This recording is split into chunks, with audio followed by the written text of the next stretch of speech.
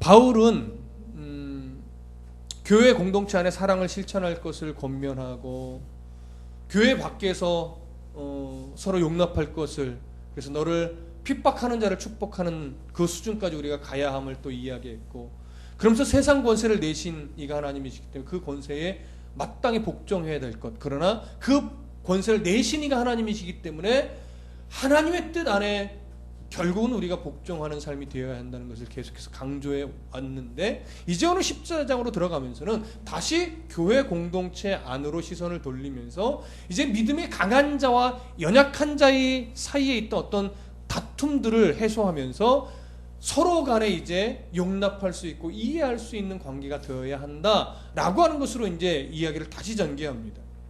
그 중심에 있는 내용이 뭐냐면 오늘 2절 3절을 보면 먹는 문제였어요. 그리고 몇 구절 뒤로 가면 어떤 그 나를 지키는 것에 관한 문제로 또 같이 연결이 되는데, 오늘은 이제 음식의 문제에서만 말씀을 나누게 되겠지만 1절을 보시면 이렇게 말을 해요. 믿음이 연약한 자를 너희가 받되 그의 의견을 비판하지 말라, 이렇게 서두를 시작을 하는데, 여기서 말하고 있는 믿음이라고 하는 것은 구원에 이르는 믿음을 말하는 것이 아니라 어떤 그 성숙한 믿음과 관련된 부분입니다. 그래서 신앙의 가치관의 문제를 오늘 지금 꺼내놓고 있는 거예요. 신앙의 가치관의 문제. 한 사람이 예수를 믿고 구원에 이르면 처음에는 마치 이제 정말 모든 것을 주의 뜻대로 살아갈 수 있을 것 같은 어떤 기쁨도 있고 용기도 생기고 이러지만, 막상 그 신앙의 몇 걸음을 걷다 보면 내 속에서 세워져야 될 가치관이 너무나 많다는 것을 알게 돼요. 뭐 물질관, 어떤 세계관, 때로는 결혼관, 직업관, 인생관, 뭐 이런 수많은 것들, 문화를 바라보는 가치관, 이렇게 우리가 다시 말씀 안에서 하나님의 기준을 갖고 우리 안에 세워가야 될 가치관이 상당히 많은 거예요. 그러다 보니까 어떻게 해요? 그런 가치관이 어떤 사람은 온전하게 세워져 있지만 어떤 사람은 아직 부족한 사람도 있어요. 어떤 사람은 어떤 면에서 보면 착한 믿음이 좋은데 어떤 면에서 보면 믿음이 하나도 없는 사람 같이 또 보이는 경우도 있어요. 그게 왜 그래요? 아직까지 구원에 이르는 믿음은 소유했지만 구원에 이른 자답게 구석구석 하나님의 말씀 안에 가치관이 세워져야 될 뿐이 너무나 많은데 그게 서로가 달라서 그래요. 근데 다를 수 있긴 있는데 문제는 뭐냐면 그 다름으로 인해서 너는 왜 그래? 당신은 왜 그래? 이러면서 비판이 되어지고 때로는 업신여기게 되고, 그러면서 서로 다툼이나 시기나 질투가 생겨난다는 게 사실 문제인 거죠. 그러지 않아야 되는데. 그래서 오늘 14장 1절에 이렇게 말을 시작하는 거예요. 믿음이 연약한 자를, 어떤 모습인지 이제 뒤에 나오지만 믿음이 연약한 자를 너희가 받되, 그러니까 믿음이 연약한 자를 받으라는 얘기는 지금 이 말하는 대상이 믿음이 강하다는 거예요, 약하다는 거예요? 강하다는 거죠. 아니, 어떤 모습이 강한 건지는 아직 안 나왔지만 믿음이 강한 자들아 너희는 믿음이 연약한 자를 어떻게 해요? 비판하지 말고 그들을 받아줘라, 인정해줘라, 수용해줘라. 이거는 본질적인 문제를 말하는 것이 아니고 비본질적인 문제를 말하는 거예요. 어떤 이단스러운 주장을 말하는 것이 아니라 구원의 백성 안에서 아직 좀 성숙되지 못한 가치관으로 인해 좀 나와 다른 모습을 이야기하는 거예요. 그런 것이 있을 때 그것 때문에 얘는, 이 집사는 뭐 이래서 못돼 처먹었고 안 돼, 이래서 신앙이 이러면 안 되는데 큰일 났어 막 이렇게 하면서 비판을 하거나 말하자면 뒷담화를 하거나 이런 식으로 한 사람을 매도하지 말고 그런 여린 신앙의 사람을 우리가 수용할 수 있는 그런 믿음의 사람이 되어야 된다라고 하는 것을 일단 바울이 이야기를 하고 진행을 하는 겁니다. 자, 그러면 오늘 그 연약한 자를 받으라라고 하는 말씀의 중심에는 뭐가 있냐면 2절을 다 같이 읽어보겠습니다. 시작. 어떤 사람은 모든 것을 먹을 만한 믿음이 있고 믿음이 연약한 자는 채소만 먹느니라. 자, 음식에 관한 문제예요. 근데 음식 중에서도 뭐의 문제 같아요? 고기를 먹느냐 안 먹느냐의 문제를 지금 이야기한단 말이에요. 자, 왜 이런 이야기가 나오느냐? 약간 이제 배경을 설명할 테니까 이제 좀 귀담아 들어보세요. 로마서를 시작할 때 서두로 서론을 하면서 그런 이야기를 드린 적이 있어요. 로마 교회는 사도들에 의해서 어떤 성경 교사로 인해서 세워진 교회가 아직 아니었어요. 로마에 있는 경건한 유대인들 중에 이제 유월절을 지키기 위해서 예루살렘으로 간 거예요. 말하면 이제 이민 교포자가 이제 고향으로 간 거나 마찬가지죠. 성지순례를 위하여 뭐 절기를 지키고자. 그래서 예루살렘에 갔다가 베드로의 설교를 듣고 회심을 하게 된 거예요. 그래서 거기서 잠깐 머무르면서 말씀에 대해서 가르침을 받고, 그러나 그 기간이 뭐 얼마나 길어서 정말 이 신앙의 가치관이 다 세워졌겠습니까? 아직은 미약한 상태죠. 중요한 건 예수 그리스도 그 복음에 대해서만 정확하게 배우고, 뭐 어느 정도 수준인지 모르지만 조금의 교리적인 부분을 배우고 다시 예루살렘 로마로 돌아갔고 거기서 교회를 세운 거예요. 그러나 그 교회라는 것이 아직 교회 공동체가 세워졌다는 의미는 아니고, 각기 그런 이제 몇 명인지 모르겠지만 소수의 무리가 은혜를 받고 내가 이제 기독교인이 되겠습니다라고 하는 그런 고백과 함께 로마로 돌아가서 여전히 어쩔 수 없이 회당에 모였겠지요. 유대인들이 모이는 회당에 모여서 자기들이 이제 말할 기회가 생기면 거기서 예수 그리스도를 전했을 겁니다. 그럼 반응은 두 가지죠. 아, 그렇군요 하고 수용을 해서 기독교인이 되거나 말도 안 돼 하면서 거절하라. 둘 중에 하나란 말이에요. 그 중에 유대인들 중에서도 돌아온 기독교인으로 말하자면 개종한 자가 있겠지만 많지는 않았다고 보여지고, 대부분은 누가 개종했냐면 유대교로 개종한 이방인, 주로 하층이었을 거예요. 노예나 종이었던 사람들이 그 유대인의 어떤 그런 사상이 너무 좋아서 그들 안에 들어왔던 거예요. 그러나 그들은 아직 율법 준수를 한다거나 이런 데 있어서 깊이 들어와 있는 상태는 아니겠죠. 그들의 사상을 배우고 그들이 믿는 하나님을 섬기는 것이 너무나 좋아 보였겠지요. 그러했는데 이제 예수 그리스도를 전하는데 하나님 그들의 마음을 열어주시니까 아, 예수 그리스도가 메시아였군요 하고 기독교 공동체 안으로 들어오는 거예요. 그러다 보니까 기존에 유대교 신앙을 가졌던 사람이 좋아요, 안 좋아요? 안 좋아하죠. 그래서 그들을 내치게 되고, 그러면 자연적으로 가정 중심의 로마 교회 공동체가 하나 생성되게 되는 겁니다. 그러나 그 와중에 분열과 다툼이 있고 하다 보니까 이제 당시 로마에 있던 그 황제가 클라우디스 황제가 이제 그 다툼들이 싫은 거예요. 소요가 일어나고 소동이 일어나는 게 싫은 거예요. 그래서 아예 로마에서 유대인들을 추방시켜 버렸어요. 그러니까 로마 기독교 교회 공동체 안에 누구만 남아요? 이방인 기독교인들만 남은 거예요.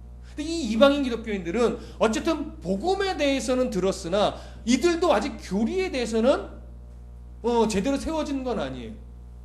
그렇다고 율법에 또 매여 있는 자들도 아니에요. 원래 율법에 매여 있지 않았는데 예수 복음을 들어보니까 너무 좋은 거예요. 왜? 예수님 율법을 완성했거든. 자기들이 율법을 안 지켜서 상관없거든요. 그러나 유대인들은 꺼림직해서 그 습관을 버리지는 못해 있었지. 무슨 말씀인지 아시겠어요? 그렇게 해서 이제 유대인들이 다 로마에서 추방당해 있고, 교회는 수년간 이 이방인 기독교인들이 이제 점차 주된 세력이 되고, 그들 안에서 자기들끼리 신앙을 나누면서 자기들 안에서 뭔가 형성된 신앙의 색깔과 세력이 이제 만들어진 거예요. 그렇게 자리를 잡히고 나서 이제 그 황제가 죽고 다시 로마로 돌아올 수 있게 되었을 때, 막상 와보니까 로마 교회의 모든 기득권을 이방인 기독교인들이 잡고 있고, 그들 안에 어떤 세워진 가치관을 가지고 신앙생활을 하고 있는데 그 일부의 모습이 자기들이 갖고 있던 어떤 신앙관과 다른 거예요. 그러니까 유대인 기독교인들은 예수님을 분명히 믿고 사랑을 하는데 무슨 습관은 못 배웠어요? 율법을 지키는 습관. 예. 먹어야 될 고기 먹지 말아야 될 고기, 지켜야 될 절기 지키지 않아도 될 절기, 뭐 이런 것들에 대한 구분을 하고 지키는 이런 습관이 아직 남아있는 거예요. 근데 이방인 기독교인들은 어떻게 해요? 그런 거에 매이지 않으니까 우리는 이제 너무 자유한 거예요. 아무거나 먹을 수 있고 날에 매이지 않을 수 있고 뭐 이런 것들. 그런데 유대인 기독교인들이 보니까 그게 못마땅한 거예요. 근데 이 이방인 기독교인들을 보기에는 그거에 매여있는 유대인 기독교인들이 너무 어리석어 보이는 거예요. 신앙의 수준이 낮아 보이는 거예요. 그러니까 서로 업신여기고 비판하고 이런 일들이 그들 안에 생겨났던 겁니다. 특히 유대인들은 어떤 고기만 먹냐면 코스에르라고 해가지고 그들의 율법에 따라 제사장의 감독하에 죽임을 당한 고기, 그리고 정해진 부위, 이런 것들만 먹을 수 있었어요. 그럼 어떤 고기는 먹을 수 없느냐? 부정한 짐승도 먹을 수 없지만 우상의 제물로 바쳐졌던 고기는 먹을 수 없는 거예요. 절대 먹을 수 없는 거예요. 근데 이스라엘에서는 그것이 충분히 가능한데 로마에서는 그럴 수 없는 거예요. 로마의 시장에서 주로 파는 고기들은 대부분이 뭐냐면 우상에게 바쳐졌다가 시장에 나오는 고기들이 거의 90% 이상. 근데 문제는 뭐예요? 구별을 할 수 없는 거예요. 대부분이 그런 고기니까 그렇지 않은 고기를 찾는 게 더 어려운 거예요.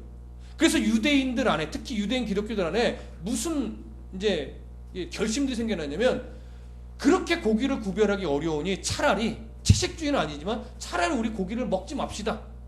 그래서 채소만 먹는 일이 생기는 거예요. 그래서 채소만 먹는 유대인들이 아무 고기나 그냥 구별 없이 먹는 이방인 기독교인들을 향해서 손가락질하게 되고, 믿음이 있기 때문에 아무거나 먹는 이방인 기독교인들은 유대인 기독교인들을 향하여 아직도 저런 수준 낮은 신앙을 갖고 있다라고 또 비난하게 되고, 이런 다툼들이 있기 때문에 지금 바울은 그 다툼을 어떻게 해요? 지금 다시 교정시켜가요. 자, 3절 보시죠. 3절 함께 읽습니다. 시작. 먹는 자는 먹지 않는 자를 업신여기지 말고 먹지 않는 자는 먹는 자를 비판하지 말라. 이는 하나님이 그를 받으셨음이라. 1절을 시작할 때는 마치 바울이 믿음이 강한 자 편에 서서 믿음이 연약한 자를 긍휼히 여기라는 말씀처럼 시작을 했지만 실질적으로 3절에 가서는 뭐가 옳고 그르냐로 이야기를 진행해 가지 않고 어떤 것이 그리스도인의 몸된 지체로서 화목을 이루는 길이냐, 그걸 이야기한단 말이에요. 옳고 그름을 따지지 않아요. 무슨 말인지 아시겠죠? 여기서 믿음이 강한 자로 일단 치부되는, 강한 자로 여겨지는 부류는 이방인 기독교인들이, 믿음이 약한 자로 여겨지는 부류는 지금 유대인 기독교인들인 거죠. 그래서 바울이 그들에게 서로 어때요? 비판하지 말고 업신여기지 말아라. 이유는 뭐예요? 하나님이 그들을 다, 양쪽 다 받으신 자라는 거예요. 구원의 백성이라는 거예요. 하나님이 구원에 이르게 하는 하나님의 자녀들인데 똑같이 너희들은 왜 그 다름 때문에 서로 업신여기고 비판하느냐라고 하는 거죠. 이 문제 굉장히 중요합니다. 왜 이 문제가 중요하냐면 오늘날 우리들의 현실 속에서도요, 이렇게 어떤 명확하게 옳고 그름을 구별해 놓지 않은 어떤 회색지대에 있는 신앙의 문제들이 있기 때문에 그 부분 우리가 좀 이따 나누기로 하고, 그 부분에 앞서서 이제 우리가 어떤 기준을 가져야 되느냐, 이걸 좀 더 정확하게 정립을 할 필요가 있는데, 고린도 전서로 한번 성경을 가보겠습니다. 신약 성경 고린도 전서 10장.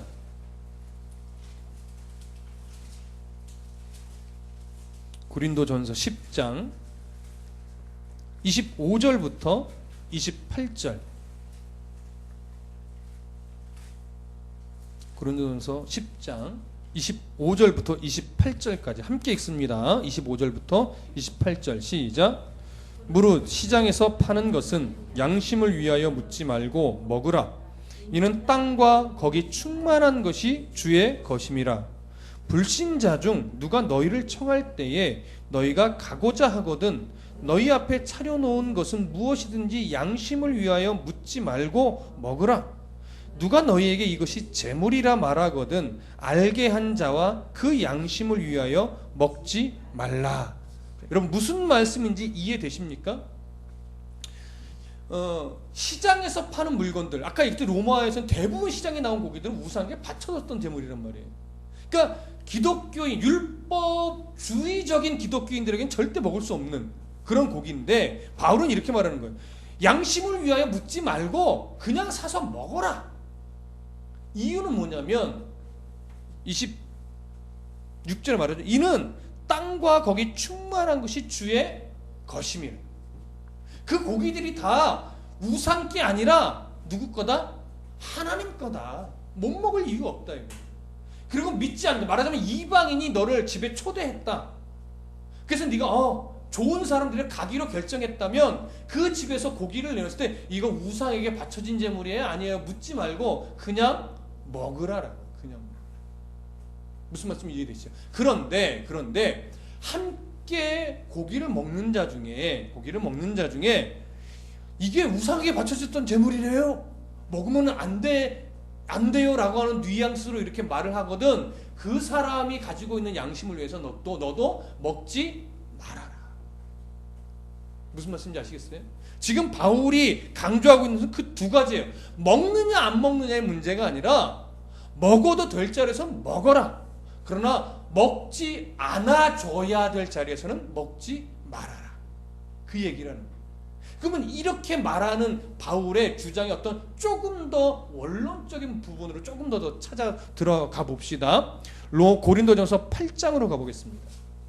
몇 장 앞으로 와서 고린도전서 8장 4절에서부터 6절. 고린도전서 8장 4절에서부터 6절 함께 읽습니다. 시작. 그러므로 우상의 제물을 먹는 일에 대하여는 우리가 우상은 세상에 아무것도 아니며 또한 하나님은 한 분밖에 없는 줄 아노라. 비록 하늘에나 땅에나 신이라 불리는 자가 있어 많은 신과 많은 주가 있으나 그러나 우리에게는 한 하나님 곧 아버지가 계시니 만물이 그에게서 났고 우리도 그를 위하여 있고 또한 한 주 예수 그리스도께서 계시니 만물이 그로 말미암고 우리도 그로 말미암아 있느니라. 아멘. 여러분 이 말씀 지금 이해되십니까? 바울이 왜 먹어도 된다 묻지 말고 먹어라 하느냐면 오늘 4절부터 5절의 그 내용이에요. 세상에 신이라 불리는 게 참 많다. 그래서 많은 사람들이 그 것들을 신인 줄 알고 섬기기는 한다. 그러나 그게 실제로 신이냐는 거예요. 아니라는 거죠. 그들은 신이랍시고 엎드려 절하지만 실제로는 어디다 절하는 것과 똑같아요? 나무에 절하는 거고 어떤 바위에 절하는 거지 어떤 금칠한 인형에게 절하는 거지 실제로 신이 있다 없다? 없다. 그러니 그게 우상에게 바쳐진 그러니까 어떤 하나님 외에 다른 신에게 바쳐진 제물일 수 있느냐라고 하는 거예요. 아닌 거죠. 무슨 말씀 이해되세요? 이걸 이렇게 얘기하면 이해가 더 쉬워요. 네가 그게 우상에게 바쳐진 제물이라 해서 안 먹으면 원론적인 얘기야. 안 먹게 되면 이건 뭘 인정하는 거냐면 그 신이 있다라고 하는 걸 뭐 하는 것 같대요? 인정하는 것 같은 거예요. 이해되시죠? 이거 이해되셔야 돼요. 아주 원론적인 거예요. 그렇기 때문에 우상에게 바쳐졌던 제물도 우리는 얼마든지 먹을 수 있어요. 우상은 없는 거니까 실제로. 존재하지도 않는 것을 존재하는 것처럼 다른 사람이 드렸다고 해서 나도 진짜 존재하는 것처럼 그걸 꺼릴 이유가 없는 거예요. 오늘 바울의 기본 중심은 그겁니다. 우리가 믿는 하나님은 여러 신들 중에 최고의 신이 아니라 유일하신 신이라는 거죠. 유일하신. 그러니 모든 고기가 지들은 우상에게 바쳤답시도 바쳤지만 실제 모든 고기는 다 누구 거냐라는 거죠. 우리 하나님 거라는 거죠. 그러니 왜 못 먹느냐? 그게 뭐가 거기에 매여서 못 먹을 이유가 뭐가 있는 거예요? 그게 기본 전제란 말이에요. 전제. 그래서 땅과 거기에 충만한 것이 다 주의 것이 우리가 그걸 알아야 돼요. 그래서 못 먹을 이유 없습니다. 자, 다시 7절부터 9절까지 조금 더 읽어볼게요. 7절부터 9절 함께 읽습니다. 시작. 그러나 이 지식은 모든 사람에게 있는 것은 아니므로 어떤 이들은 지금까지 우상에 대한 습관이 있어 우상의 제물로 알고 먹는 거로 그들의 양심이 약하여지고 더러워지느니라. 음식은 우리를 하나님 앞에 내세우지 못하나니 우리가 먹지 않는다고 해서 더 못 사는 것도 아니고 먹는다고 해서 더 잘 사는 것도 아니니라. 그런즉 너희의 자유가 믿음이 약한 자들에게 걸려 넘어지게 하는 것이 되지 않도록 조심하라. 이해되세요? 정리를 다시 한번 해드릴게요. 이게 결국 이거예요. 그렇게 우리가 얼마든지 먹을 수 있으나 혹여나 어떤 사람은 그게 정말 우상에게 바쳐진다고 여기고 그걸 먹어야 그 신이 나에게 복을 준다고 믿고 하기 때문에 너는 꺼리낌 없이 그것을 한다면 그 사람은 역시 이 사람이 하는 걸 보고 야 진짜 우상이 있다라고 계속해서 여기며 그 짓을 계속할 수 있으니 그런 자들 앞에서는 안 하는 게 좋다라고. 또 하나, 어떤 사람은 아직도 그 우상에게 바쳐진 음식을 먹는 것을 죄로 여기고 그걸 먹으면 하나님 앞에 범죄하는 것으로 여기고 있는 그런 신앙을 갖고 있는 자들이 있으니 그런 자들도 아직 너 같은 그런 지식이 없기 때문에 그런 것이니 그들이 실족하지 않도록 너도 먹지 말아야 된다는 거예요. 내가 가지고 있는 양심이 이 두 부류의 사람들에게 오해될 수 있기 때문에 그런 오해를 나는 자유롭다고 해서 그런 오해를 주면서까지 그걸 일부러 먹을 필요는 없다라고 하는 거예요. 그게 이 신앙의 자유를 갖고 있는 사람이 그 자유를 사용하는 방법이에요. 못 먹어서 안 먹는 것이 아니라 먹을 수 있는 자리와 안 먹어야 하나님 앞에 그리고 공동체의 덕이 되는 것을 우리가 구별할 줄 안다라고 하는, 이게 중요한 본질이라는 거 하는 거죠. 여러분 충분히 이해가 이제 어느 정도 되셨으리라 믿습니다. 10절부터 13절을 한번 더 읽습니다. 이어서 10절부터 13절, 고린도전서 8장 10절부터 13절 시작. 지식이 있는 네가 우상의 집에 앉아 먹는 것을 누구든지 보면 그 믿음이 약한 자들의 양심이 담력을 얻어 우상의 제물을 먹게 되지 않겠느냐. 그러면 네 지식으로 그 믿음이 약한 자가 멸망하나니 그는 그리스도께서 위하여 죽으신 형제라. 이같이 너희가 형제에게 죄를 지어 그 약한 양심을 상하게 하는 것이 곧 그리스도에게 죄를 짓는 것이니라. 그러므로 만일 음식이 내 형제를 실족하게 한다면 나는 영원히 고기를 먹지 아니하여 내 형제를 실족하지 않게 하리라. 아멘. 이게 바울의 성숙한 신앙 고백이었어요. 이것이. 그런데 그런 어떤 성숙함을 갖지 못하고 함부로 조금 가치관이 나랑 다르고 행하는 것이 다르다 해서 손가락질하고 비난하고 업신여기면 그건 바울이 그 사람에게 범죄하는 거라고 말을 해요? 누구에게 범죄하는 거라고 말을 해요? 그리스도에게 범죄하는 거라고 말을 해요. 그래서 이건 중요한 겁니다. 우리는 바울처럼 이런 성숙한 신앙을 어떻게 해요? 소유해야 됩니다. 그런데 사실 한국교회는 지금 꽤 오랫동안 이런 신앙을 바르게 갖지 못하고 비본질적인 부분에 있어서도 옳고 그름의 잣대를 늘 대서 나와 다른 생각을 가지고 있는 자들 향하여 수없이 공격하고 결국은 끌어내거나 죽이는 이런 싸움을 사실은 많이 했어요. 그러다 보니까 지금 많이 세상 속에서 교회가, 목회자가, 성도가 어떤 영향력을 잃어버리고 바른 위치에 서지 않은 것처럼 세상에게 보여지는 그런 안타까움이 사실 있는 겁니다.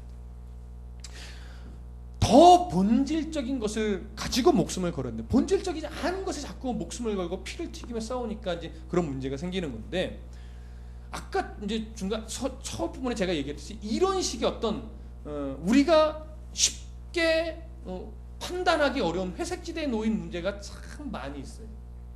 그 대표적인 모델이 우리나라 교회 역사 속에서 보면 제사 문제예요. 제사 문제. 한국 교회 초기에 이 제사 문제로 인해서 나는 절대 제사상에 절을 할 수 없고 나는 절대 제사 음식을 먹을 수 없다라고 하는 결심과 각오 때문에 순교를 당한 사람도 많이 있어요. 우리 한국 기독교 초기에 그것 때문에 가족들에게 배척받은 사람도 굉장히 많고. 인정할 수밖에 없는 것은 뭐냐면 일단 그런 신앙이 있었기에 지금의 견고한 교회가 지금까지 이어져 내려올 수 있었던 것은 분명합니다. 분명히 좋은 역할이 있었어요. 그러나 오늘 본문에 기록된 사도 바울의 권면을 통해서 볼 때는 원론적으로 들어가서 제사상의 절을 하는 게 문제가 될까요, 안 될까요? 원론적인 걸 얘기하는 거예요. 제사상에서 절을 하는 게 문제가 돼요, 안 돼요? 문제가 안 돼요. 원론적인 걸 말하는 거예요. 왜? 죽은 조상이 귀신이 돼서 와서 제사상의 음식을 먹어요, 안 먹어요? 먹을 수 없단 말이에요. 그런 차원에서는 절을 한다고 한들 문제될 건 없다라고 하는 거죠. 그런 차원에서 볼 때 그 제사상의 음식을 먹는다고 문제될 건 없다라고 하는 거죠. 그럼에도 불구하고 한국의 문화 안에서 우리가 분별 없이 절을 하고 먹을 수 없는 이유는 뭡니까? 아직까지도 많은 사람들이 조상의 은덕을 기리고 그 조상이 실제로 와서 조상의 영이 음식을 먹고 잘 먹었다고 여길 때 조상들, 후손들에게 복을 준다라고 하는, 아직도 그걸 갖고 있는 사람이 있다고요. 그런 생각 때문에 1차적으로 뭐예요? 먹어도 문제 안 되고 절을 해도 문제 안 되나 할 수 없는 거죠. 무슨 말씀인지 아시겠어요? 그리고 아직까지도 저도 예전 많이 그런 세상에 사로잡혀 있었지만 아직까지도 누군가 믿는 자가 제사상에 절하면 도대체 믿음을 어디서 배운 거야? 라고 말할 수 있기 때문에 그래서 할 수 없는 거예요. 무슨 말씀 이해되세요? 그러니까 이런 걸 우리가 놓치면 우리가 자꾸 어떻게 하냐면 누군가가 아직 믿음이 연약하여 제사상에 절을 하고 음식을 먹을 때 긍휼히 바라보지 못하고 비난하고 뒤로 손가락질할 수 있단 말이에요. 그러면 그건 그 사람에게 죄를 범죄하는 것이 아니라 오늘 바울의 말처럼 누구에게? 그리스도에게. 그러니까 그가 조금 더 바르게 알 수 있도록 어떻게 하면 안내를 해주고 저가 하나님 알 수 있을까 긍휼히 여기며 기도해 줄 수 있는 자세가 앞서기 전에 뭐 저딴 신앙을 갖고 있는 거야? 집사래매? 우리는 이렇게 먼저 나간단 말이에요. 근데 참 저도 그래요. 저도 누군가 뭐 목회자 가정이래. 근데 뭐 사업을 한대. 근데 주일에 장사를 한대. 그러면 믿음을 어디로 배운 거야? 이렇게 먼저 툭 나가는 거예요. 그런 식의, 우리도 알게 모르게 그런 식의 신앙에 아직 젖어 있단 말이죠. 그러니까 그리스도인이 어떤 신앙의 본질을 가지고 중심을 어떻게 잡아야 할 것인가, 그리고 그 신앙을 어떻게 풍겨야 될 것인가에 대한 지혜는 A냐 B냐의 문제가 아니라 그 상황과 주변 사람들의 관계 속에서 성숙한 지혜를 뭐예요? 발휘하는 문제예요. 발휘하는 문제. 저는 제사상 음식을 저희 처가는 예전에 제사를 드렸었으니까 절은 하지 않았습니다. 저희 어머니 워낙 관대하셨기 때문에 절의 문제에 있어서는 저를 힘들게 하신 적이 없어요. 그러면 제가 제사상의 음식을 먹었을까요? 안 먹었을까요? 맛있잖아요. 잘 먹었죠. 잘 먹었죠.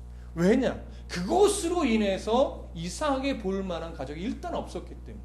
그리고 그것으로 어떤 마찰이 생기는 게 옳지 않기 때문에. 그러나 거기에 절을 한다라고 하는 것은 내가 다른 친척들은 귀신에게 그런 조상이 온다라고 여길 수 있기 때문에 내가 그걸 인정하는 꼴이 되기 때문에 안 할 수 없는 거죠. 그렇다 그 어우러지는 공간에서 내가 음식을 자꾸 안 먹고 나는 절대 안 됩니다 이러면서 뭔가 다툼을 일어내는 건 옳지 않는 거죠. 그러니까 그거는 모든 사람에 똑같이 적용될 문제가 아니라 그 안에서 하나님께 지혜를 구하고 내가 어떻게 해야 하나님의 영광을 가리지 않고 어떻게 해야 그 안에서 또 하나님의 기뻐하시는 화목을 이룰 수 있을 것인가, 이거에 대한 깊은 고민 안에서 나와야 되는 거예요. 나는 안 먹는데 너는 왜 먹어? 이렇게 나갈 문제가 아니라는 거죠. 조금 색깔은 다르지만 이런 유의 문제가, 이런 유의 것들이 또 뭐가 있냐면 이단 집단이 운영하는 회사의 음식이나 제품을 어떻게 할 것인가. 네. 얼마 전에 어떤 분이 그런 상담하는 것도 들어봤는데 삼육두를 맛있잖아요, 사실. 그게 두유 중에 제일 맛있다고는 해요. 그래서 모르고 즐겨 먹고 많이 사놓은 거예요. 많이 사놨는데 사놓고 나서 그걸 아는 거예요. 이게 제7일 안식일 교단 거라는 걸 알고, 목사님, 이게 이단 거라는 걸 내가 알았는데 이게 먹어야 될까요? 말아야 될까요? 그랬더니 그 상담하는 목사님이 제게 가져오십시오. 제가 맛있게 먹어드리겠습니다. 그런 좀 농담 반 해가지고 그걸 하면서 그분이 뭐라고 말하냐면, 사신 건 먹으십시오. 그러나 이제 알았다면 삼가하십시오. 무슨 말씀인지 아시겠어요? 이단의 제품이라면, 정말 이단을 도와주는 역할을 하는 제품이라면 몰라서 샀다면 쓰십시오. 사용하십시오. 그러나 이제 알았다면, 알게 된 것이라면 삼가하는 게 옳습니다. 그런 유해, 이런 것들은요, 조금 원론적으로 술과 담배의 문제에도 적용이 돼요. 물론 그건 조금 더 성경적인 다른 부분이 있어서 너무나 쉽게 터치할 부분은 아니지만, 그것도 사실은 본질적인 문제가 아니라 비본질에 해당되는 거죠. 이것도 이런 유와 조금 비슷하게 접목이 될 수 있는 부분입니다. 그렇기 때문에 담배 피시는 자도 오셔서 얼마든지 편안하게 예배 드릴 수 있어야 돼요. 술 좋아하시는 분도 얼마든지 편하게 와서 예배할 수 있어야 돼요. 그러나 그렇다고 해서 담배 펴도 상관없으니 예배하십시오라고 권장사항은 될 수 없는 거예요. 우리가 비난해서는 안 되지만 더 깊어지고 성숙해지면 피울 수 있으나 안 피우는 신앙으로 자라야 되고, 마실 수 있으나 안 마시는 신앙으로 자라야 되는 것이 성숙한 것이지, 상관없다고 그랬어요, 목사님이. 그렇게 하는 건 아직 뭐예요? 연약한 거예요. 그러니까 우리의 마음은 먼저 뭘 가져야 돼? 긍휼함을 갖는 게 더 옳다라고 하는 것이죠. 긍휼. 저 사람이 이런 신앙을 가져야 되는 게 그게 아니고, 누가 먼저? 내가 먼저. 그래서 뭘 먼저 이루어요? 그 공동체, 가족 공동체이건 교회 공동체이건 화목을 이루어야 돼요. 왜 일단 그를 긍휼히 바라며 용납해 줘야 돼요? 그도 하나님의 자녀이기 때문에. 우리가 그걸 인정 못하면 자꾸 지적하고 왜 그러냐고 질타하고 정죄하게 된단 말이에요. 근데 그도 하나님이 사랑하는 자기 때문에 언젠가 그 안에 하나님이 신앙의 가치관을 하나하나 세워가실 것이고, 언젠가는 알아서 끊게 될 것이고, 언젠가는 알아서 안 마시게 될 거라는 거죠. 그러다 하나님 지혜 주시면 어떻게 해요? 마음 상하지 않게 툭 한 번 던질 수 있는 거예요. 근데 그게 지혜가 아니라 쏘는 화살이 되면 오히려 하나님도 기뻐하지 않는 역효과가 날 수 있는 거죠. 그러면 잘못하면 나는 정말 선의에 차서 공의롭게 이기겠는데 내가 그리스도께 범죄하는 그런 결과도 될 수 있는 거예요. 여러분, 하나님은요, 어떤 나무는 높게 뻗어서 아름답게 하시기도 하지만, 하나님은 어떤 나무는 높게 뻗지는 않지만 많은 가지로 인해 아름답게도 하십니다. 어떤 나무는 휘어졌기 때문에 더 아름답게 하는 나무도 있어요. 어떤 나무는 아무것도 없는데 그 안에 한 송이 꽃이 피게 해서 아름답게 하는 나무도 있어요. 근데 우리는 모든 나무가 다 높게 뻗어야 되는 것처럼, 우리는 모든 나무가 다 가지가 무성해야 되는 것처럼 자꾸 우리는 여긴단 말이에요.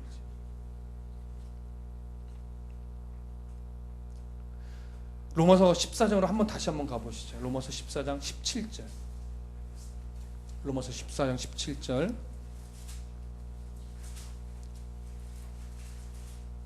함께 읽습니다. 로마서 14장 17절 시작. 하나님의 나라는 먹는 것과 마시는 것이 아니요 오직 성령 안에 있는 의와 평강과 희락이라. 의와 평강과 희락을 그리스도인으로서 이루어가는 게 우리의 삶이 더 필요합니다. 얼마나 기도를 많이 했느냐가 중요한 것이 아니라 얼마나 기도한 자답게 살아가느냐가 중요해요. 얼마나 예배를 많이 드렸느냐가 중요한 것이 아니라 얼마나 예배 드린 자다운 삶의 흔적이 있느냐가 더 중요하다는 거예요. 종교적인 행위들이 얼마나 가득하냐가 아니라 얼마나 내가 그리스도인답게 내 삶의 의와 평강과 희락이 그 흔적들이 있느냐, 이게 더 중요하다는 거예요. 그래서 여러분, 기도하는 자다워지십시다. 예배하는 자다워지십시다. 성도다워지십시다. 더 말씀 안에 가까이 하면서 나의 아직도 미성숙한 신앙의 가치관들이 뭐가 있는가를 늘 발견하면서 그것들을 말씀 안에 계속 건강하게 가치관들을 하나하나 더 세워가면서 바울과 같이 더 성숙한, 그래서 주의 형제 자매라는 것을 인정하면서 비난과 비판의 목소리가 높아지는 것이 아니라 이해와 용납과 관용의 목소리, 하나님의 그 은혜 안에서 그것이 더 가득한, 그래서 아름다운 가정, 아름다운 교회 공동체가 될 수 있기를 간절히 소원합니다. 기도하겠습니다.